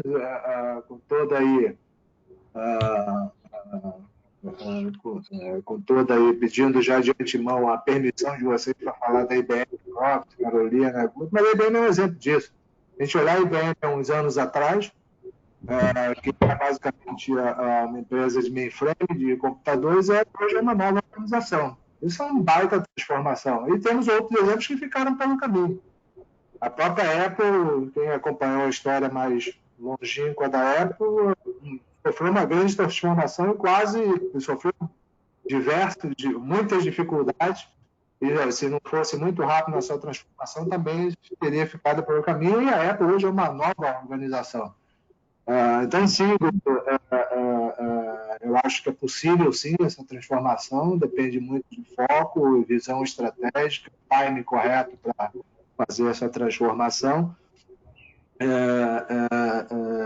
Mas, assim, por isso que eu brinquei que concordo com as duas linhas. É possível, mas é um grande desafio. Não deixa de ser um grande desafio. Depende, talvez você precise de outras cabeças, porque é uma mudança cultural, uma mudança estratégica. Tem alguns exemplos que ficaram pelo caminho. Você pega no transporte aéreo, para mim, a empresa, das que eu convivi como cliente, a que mais qualidade tinha, na minha visão, era a Varig, em termos do encantamento do cliente, e ficou pelo caminho, porque surgiram empresas com outros perfis, de low cost, de empresas mais magras. A Varig era praticamente, na minha visão, uma empresa privada, mas quase uma estatal, e não soube dar a virada necessária para sobreviver. Mas a IBM também é uma empresa monstruosa mundialmente, e que fez a virada e está aí hoje uma empresa com um novo perfil, e que sobreviveu e está muito bem posicionada. A Xerox é outro exemplo, que é uma empresa basicamente uma empresa de máquina de copiadoras com determinado modelo de negócio, e que fez a mudança. Hoje é mais consultoria e serviço do que uma empresa de copiadora. Temos diversos exemplos, mas também temos diversos exemplos que ficaram pelo caminho. Então, de novo, é possível, mas é um grande desafio, passa por mudança cultural, passa por mudança estratégica, passa por visão, passa por a rapidez, porque muitas vezes você tem a visão, mas não consegue implantar uma rapidez necessária da mudança mudança que o mercado requer e você fica pelo caminho. Não sei se eu respondi, mas essa é a minha visão. Em linha essa pergunta, Catalão, a gente também tem visto muitos bancos, né? Porque a gente tem todas essas fintechs hoje que estão assim estão ameaçando bastante a posição dos bancos. A gente tem visto os bancos, por exemplo, indo para modelos criando aí operações digitais também. E o Edgar fez uma pergunta também em relação à questão do financiamento, né? De como é que você consegue priorizar na realidade. Então, isso é uma coisa que a gente vai falar mais à frente também, Edgar, sobre como é que você consegue fazer parcerias, né, que possam co-investir e trazer esse modelo de uma forma autofinanciável. Ou seja, as eficiências que você vai ganhar através da implantação aí de plataformas mais modernas, né, inovadoras de fluxos de trabalho, o quanto elas vão trazer de eficiência. Às vezes você acha um parceiro que ele faz esse investimento com você e o retorno, né, que hoje é muito mais rápido com essas tecnologias, ele acaba autofinanciando esse processo, tá? Então, essa é uma outra coisa que eu queria comentar em relação à sua pergunta. Não, dos bancos me ocorreu e acabou me fugindo, esquecendo, mas o banco é um excelente exemplo, Carolina, do que eu citei, né? E esse processo dos bancos já não vem de hoje, já vem dos últimos anos. Os bancos seguramente hoje já estão muito longe de ser aqueles bancos que eram um pouco atrás, cheios de agência física, cada vez menos você vê agência física na rua. E um processo transformacional, da mesma forma que é um processo de digitalização bem intenso, bem rápido, mas por questões regulatórias, por questão até de respeito ao perfil de alguns clientes que ainda são físicos, principalmente pessoas de maior idade, que ainda querem ir às agências, é quase uma diversão ir às agências pagar suas contas. Eu diria que é um dos melhores, da minha visão de fora, assim, é um dos melhores exemplos de transformacionais que eu tenho para dar, um dos bancos. Já não é um processo de hoje, mas é um processo que vem sendo muito bem feito, adaptado à realidade. Ainda tem uma onda assim, muito grande de desafio para os bancos. O desafio não acabou, porque esse emagrecimento aconteceu, como eu estou dizendo, mas, ao mesmo tempo, surgiu uma enxurrada de novos bancos, são as fintechs, com perfis completamente diferentes, que seduzem as novas gerações, né? Muito menos pautado em tarifas, em custos, que com esse cenário de juros baixos é cada vez mais necessário para os bancos. Então, assim, continua de emagrecer e se transformaram bastante, mas continua muito intenso o desafio para essas instituições financeiras aí. E a outra questão, assim, a outra colocação sua é uma realidade, Carolina, principalmente para segmentos muito demandantes de investimento. O dinheiro é sempre finito, né? A indústria de telecom é um exemplo disso. Não é fácil assim, investir 8, 10 bi a cada ano, assim, é um setor altamente demandante. E hoje eu não estou falando novidade nenhuma, cada vez mais a gente lê aí nos jornais parcerias que viabilizem a rapidez desse financiamento da infraestrutura, que cada vez mais com a explosão dos dados é necessário que você agilize essa infraestrutura, né? Ninguém imaginava essa pandemia que de um dia para o outro, para vocês terem uma ideia, estamos falando do aumento de consumo da banda larga da ordem de 40%, 50% nesse período de pandemia em relação ao que se tinha. Então, isso demanda cada vez mais infraestrutura. Então, esse modelo que você diz de financiamento, de parcerias, está super na baila, super na agenda. Eu acredito que vai ganhar força aí nos próximos anos aí. Um outro exemplo de necessidade de transformação, para quem viu o valor ontem, é o exemplo da Nokia aqui. Estou falando de uma coisa em função da reportagem aí que surgiu. É uma empresa que há anos atrás, os mais velhos sabem disso, era uma empresa que dominava a parte de device do aparelho celular, saiu desse segmento e hoje teve um encolhimento me assustei até com os valores, confesso que eu não tinha noção dos valores. Uma empresa que vale hoje no patamar de 24 bi de euros e valia uns anos atrás 300 bi de euros. É um emagrecimento de mais de 10 vezes do seu valor de negócio. E ali a reportagem que saiu ontem no valor dá justamente essa tônica da necessidade transformacional, e eles já trocaram lá a sua gestão e estão lá no meio de uma discussão estratégica justamente para fazer esse turnaround aí da empresa. Então, assim, tem diversos exemplos que a gente pode dar e requer aí uma rapidez melhor, por isso que eu falei, eu gostei da provocação da frase. Muitas vezes, assim, para alguns segmentos, os ganhos contínuos de produtividade podem ser suficientes. Para outros, é uma questão mais de transformação e de se reinventar.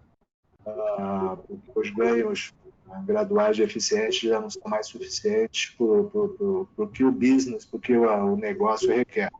Olhando, porque você não tem total domínio do quanto seu segmento vai ser invadido, do quanto o mercado vai se transformar, enfim. Então é isso. Não sei se respondemos aí a pergunta, mas creio que sim. Sim.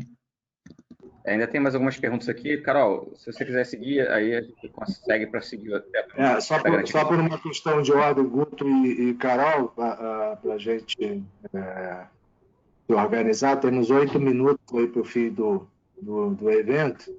Conversa tão interessante que muitas vezes se perde nas discussões, né? Alguns temas isoladamente já são suficientes para a gente ficar aqui debatendo num tempo maior. Mas aí, só para vocês se guiarem aí, eu não sei se a gente abre mais para as perguntas, se a gente dá seguimento à apresentação, eu deixo por vocês aí. Está quase acabando, Catalão. A gente acaba, fecha até o final e depois a gente vai nas perguntas que estão faltando. A gente acabou por optar em responder as perguntas ao longo do... A minha parte aí, eu fico à vontade.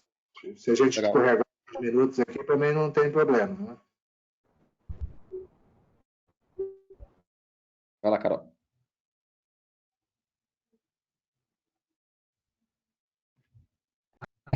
Não, eu vou tentar ser rápida mesmo, porque muitos dos conceitos que tem nos próximos slides a gente já acabou comentando até com os exemplos do Catalão com esse debate, e que é isso que é importante, né? A gente trazer um pouquinho da experiência do que a gente tem visto no mercado e do que a gente tem visto nas nossas interações com os nossos clientes. Falando um pouquinho mais especificamente da função financeira, né? Isso são elementos que a gente já comentou. Então, hoje a gente vê as organizações, isso também refletido em conversas com os nossos clientes. A gente tem a função financeira que hoje ela é muito organizada em silos, né? Então a gente tem criado esses squads e essas metodologias agile aplicando mais no dia a dia, mas também utilizando a tecnologia aí para dar visibilidade, né? Então a gente tem hoje ausência aí de dados, né? Online real time. Também tem essa parte que a gente já comentou, eu não consigo me concentrar em atividades de valor agregado, né? Eu fico mais executando transações, principalmente as equipes. E aí melhoras também das experiências com os stakeholders, sejam clientes, sejam fornecedores, todos os parceiros que estão envolvidos aí no ecossistema, né? A gente já comentou esse tema, que isso demanda realmente uma nova maneira de trabalho, e as tecnologias atuais, elas estão dando uma oportunidade enorme das empresas alavancarem isso e realmente utilizarem isso para mudar e focar num modelo mais digital, mais ágil e mais efetivo, que traga uma experiência melhor para o cliente e para o ecossistema aí de parceiros, né? Aqui só rapidamente, para entrar no próximo, que eu vou falar um pouquinho desse conceito do Intelligent Workflow, que ele vai na realidade juntar todos esses conceitos dos quais a gente já falou aí ao longo da apresentação, mas numa das pesquisas, os CFOs também responderam em relação à criação de plataformas de negócio, né? Então, 42% deles disseram que as empresas nas quais eles estão atuando estão pensando em construir plataformas de negócio. E o que significa isso?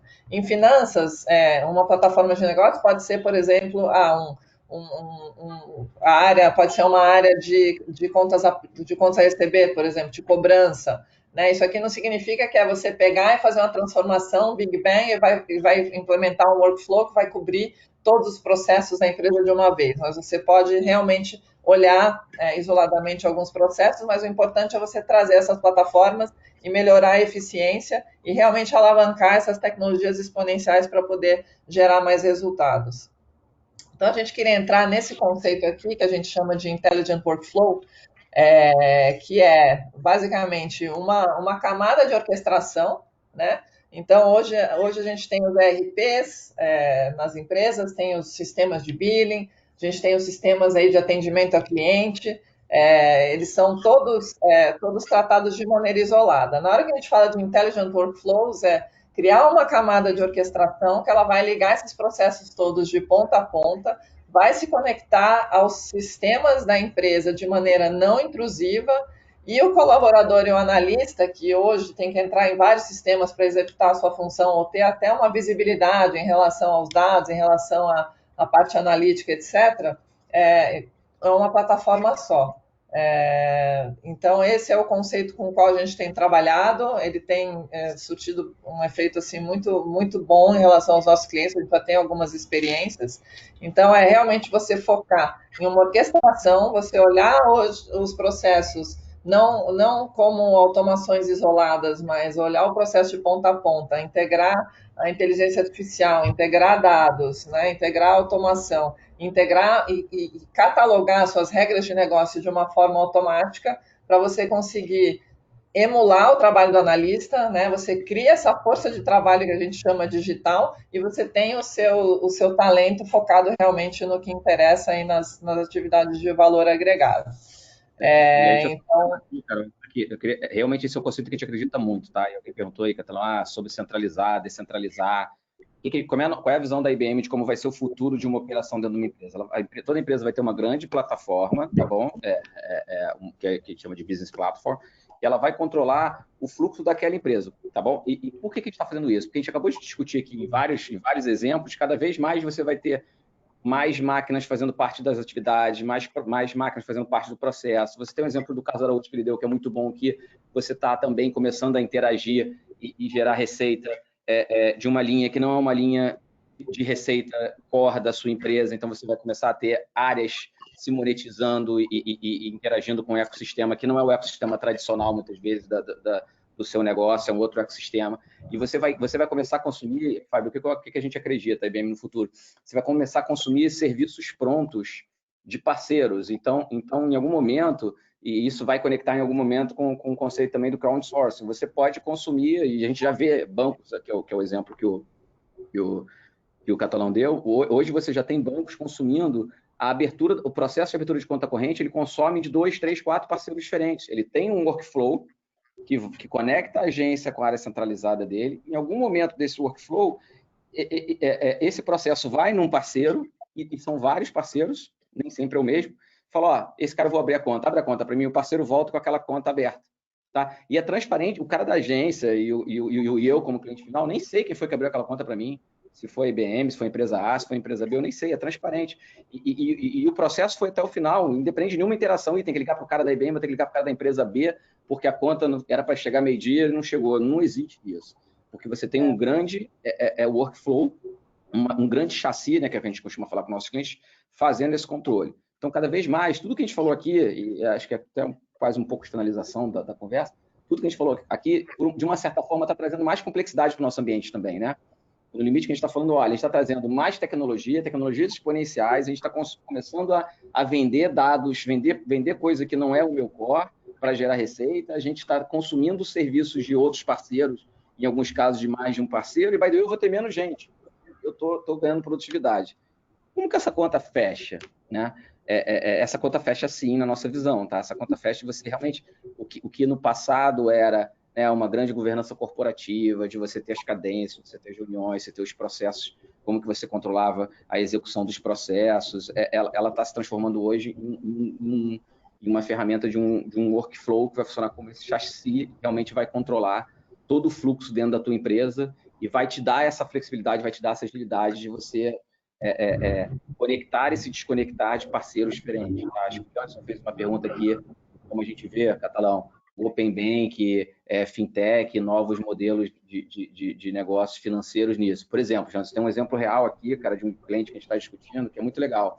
Ele fez uma parceria com uma fintech, e ele como a gente está implementando esse workflow para ele está conectando essa fintech nesse workflow que ele está fazendo. Ele está permitindo que a fintech ofereça empréstimo para os funcionários dele, porque ele entende que ele tem 50 mil funcionários, um turnaround de 30% das pessoas, cada um tem 4 famílias, ele entende que ele atinge 400 mil pessoas. Tá?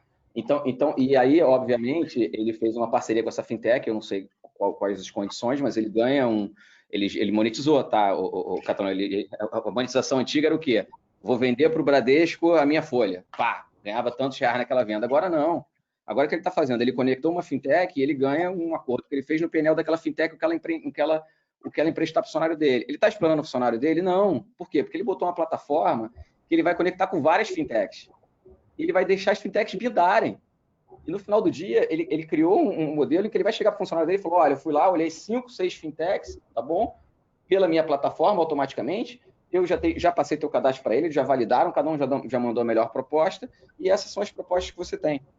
Então, esse é um exemplo legal que é impossível de ser feito se você não tivesse um grande chassi, um grande workflow fazendo essa comunicação. Mas ele realmente expandiu a área de atuação dele, ele dando mais serviço ao funcionário dele, gerando uma outra receita ao mesmo tempo, sem criar uma área nova, sem criar um novo setor que vai ficar fazendo a relação entre a empresa que empresta com o funcionário, pegando reclamação. Não, isso aí é totalmente transparente, totalmente dentro de um workflow. Então, é isso que a gente acredita, tá? Esse é o chassi, na nossa visão, que as empresas estão começando a ver, e cada vez mais você começa a ver a importância desses workflows inteligentes que orquestram todo esse novo ecossistema que a gente está discutindo aqui, tá, Catalão? E Carol, assim, como a gente...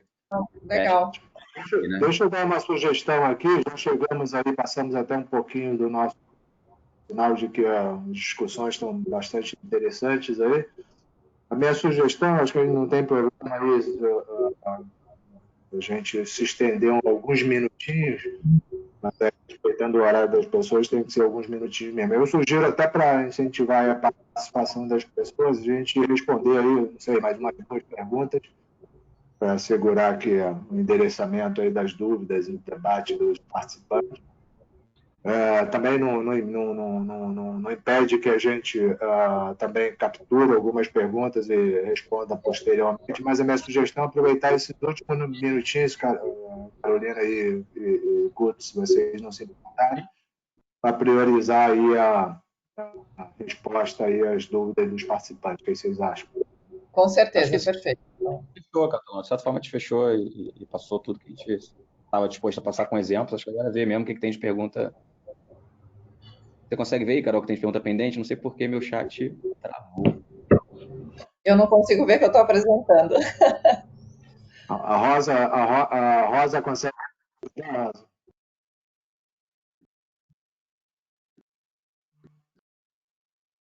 Eu não sei se porque o tempo acabou, Rosa, mas o meu chat travou. Eu não consigo mais... Não estamos te ouvindo, Rosa. Você deve estar no mute aí. Não, pessoal, não tem problema em relação ao tempo, tá rolando aqui. Eu estou mandando novamente pelo chat e vou pedir para a Fernanda ou para a Vivi encaminharem por WhatsApp para o Guto, então, por favor, essas 2 últimas perguntas, tá? Você quer compartilhar com a gente aí, talvez, filtrar 2 perguntas que você julga interessante, Rosa, que a gente eventualmente não tenha discutido aqui? Tudo bem. A gente tem uma pergunta do Janderson Fachin. Como vocês veem que o Pix e o Open Banking pode acelerar ou modificar os negócios? Essa é outra pergunta bastante interessante, mas que está dentro desse contexto que a gente está falando de transformação dos bancos, né? Os bancos até hoje, se a gente pegar na linha do tempo, já estão num processo transformacional muito grande, mas seguramente vão enfrentar um novo ciclo de transformação dos seus negócios. E o Pix e o Open Bank são 2 bons, excelentes exemplos, né? E essa necessidade do Brasil de se transformar. Ela é tanta que essa liderança do PIX, por exemplo, está vindo através do próprio Banco Central, para incentivar a concorrência. O PIX, em poucas palavras, assim, ele vai transformar completamente, vai acabar aí com a questão do banco, passa a ser 24%, né, para se fazer as transações, e não somente nos horários bancários. Eu acredito que vai envolver uma grande transformação em termos de custo dos usuários. A gente vai poder escolher aí, e obviamente na visão do usuário vamos escolher aquilo que nos seja mais eficiente e traga menos custo para a gente operar. O Open Bank idem, né? Porque, como o próprio nome já diz, abre completamente, hoje tira ativos, entre aspas, que são hoje de propriedade dos bancos, né? Hoje, até na visão de cliente, quem de nós aqui trabalha com mais de um banco e não consegue ter a sua visão consolidada de seus investimentos, suas contas, isso passa a ser uma realidade. E outros bancos e as instituições passam a acessar a vida das pessoas, dos clientes, independente se ele está dentro, se ele é um cliente da sua instituição ou de outra. É um conceito, o próprio nome já diz, é um conceito mais aberto, e que o banco perde uma parte importante do seu ativo, que é conhecer de forma individual e restrita a vida do seu cliente, né? Então, isso facilita bastante, você vai conseguir comparar na ótica do cliente onde você está tendo mais rentabilidade, se um banco do outro. Os bancos, por sua vez, vão conseguir ter acesso a dados assim, que até hoje não tinha, assim, para poder dar crédito ou não com um determinado cliente. É um conceito mais aberto que mexe muito, na minha visão, no status quo atual do funcionamento dos bancos. Mas, de novo, é mais um processo transformacional. Nesse paralelo, tem o PIX, tem o Open Bank, tem a moeda virtual, né, Bitcoins, que é outra realidade que o Brasil precisa avançar e regular. Acredito que vai ser a próxima onda aí, já começa a surgir muitos estudos aí, o próprio Banco Central envolvido nessa questão da moeda virtual. Então, vamos ter muita emoção aí, muita mudança no cenário dos bancos, muita transformação. E, de novo, eu continuo com a minha visão que já falei anteriormente. Os que se transformarem, os que se adequarem, vão sobreviver. E alguns ficam pelo caminho. Vai depender da tua capacidade hoje de adaptação, de adequação aí às mudanças. Não sei se eu respondi, mas são dois excelentes exemplos, excelente pergunta aí, dois temperos que relevância muito grande, que vai mexer muito aí nesse segmento dos bancos. Com certeza. Tem a última pergunta aqui, Catalão, se a gente puder fechar com essa, acho que essa a gente não passou. Pergunta interessante do Frank. Ele fala o seguinte: você comentou um pouco da monetização, né, de dados. Aí a pergunta dele é: você vê essa parte de expandir serviço só nos dados, ou, por exemplo, você vê de alguma forma claro, e aí sobrando para o Carlos Araújo, que é ele que executa, né?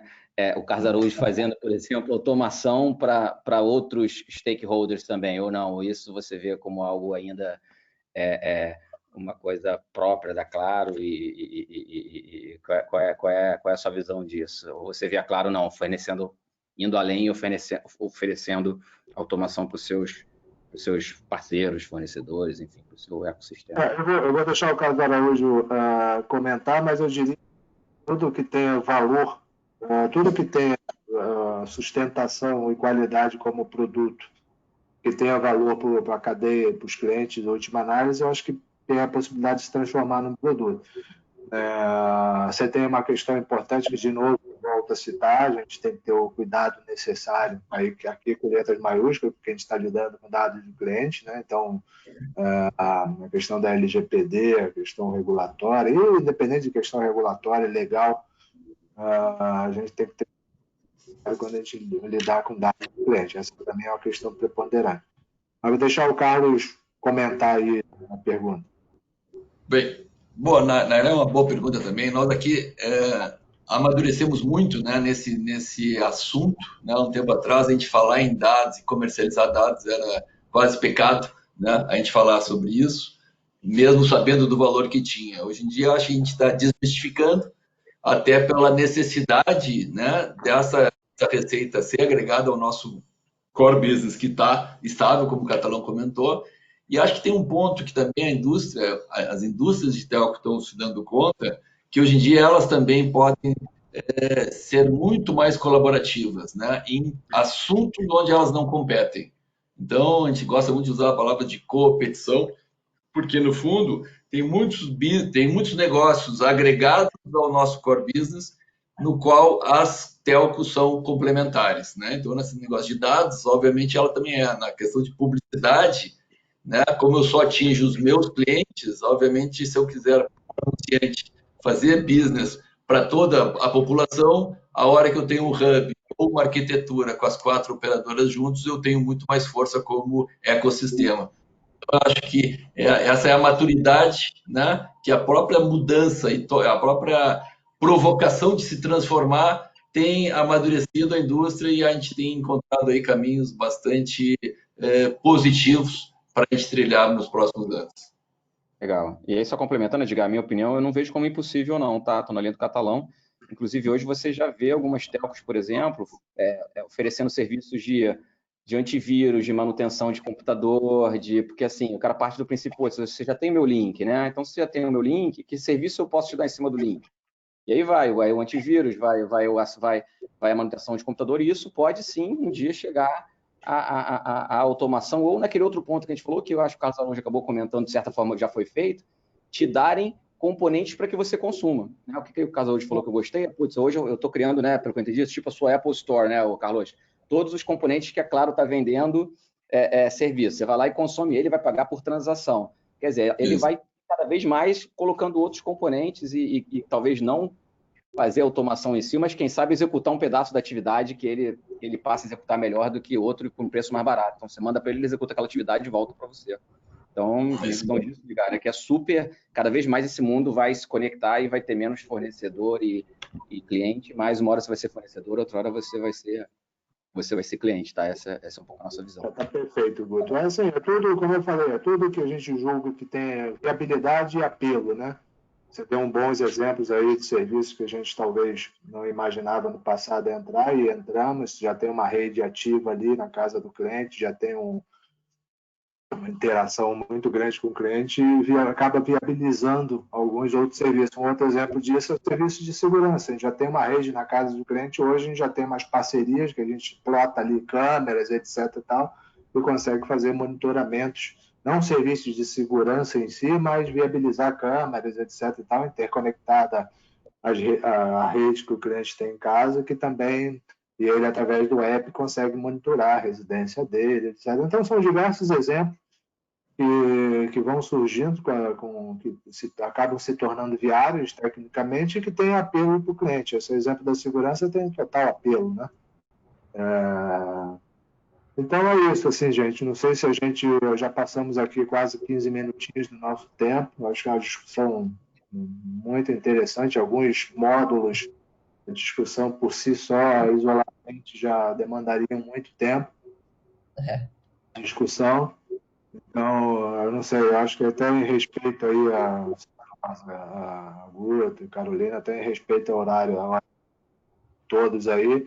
Mas, mais uma vez, eu acho que as perguntas podem ser endereçadas aí ao IBEF, à Rosa, e eventualmente a gente se coloca à disposição para responder perguntas que o tempo aqui, infelizmente, não tenha dado a oportunidade. Agradecer aqui mais uma vez aos mantenedores, aos patrocinadores e principalmente a todos os participantes. A conversa muito rica, muito interessante. Certamente o tempo curto para discutir tanto conteúdo aí é interessante que, se a gente perceber, a gente falou não só aqui de processos financeiros, nós falamos de diversos aspectos de negócio e na necessidade transformacional das organizações. Acabamos até transcendendo a questão da transformação digital e discutimos aqui, muitas vezes, a transformação do próprio negócio, né? Muito, mais uma vez, obrigado a todos. Espero que tenhamos atendido aí a expectativa de todos ao participarem desse evento. E, de novo, quero incentivar a participação nos próximos eventos do IBEF, que está tendo muito sucesso aí organizar nesse momento difícil, nesse momento de isolamento, mas não deixando de prover aí conteúdos interessantes a todos os seus associados e ao público em geral. Obrigado a todos, tenham um ótimo dia aí. Valeu. Carolina. Obrigada, bom dia. Valeu, gente. Valeu. Obrigado, Anjo. Valeu. Obrigado a todos, bom dia.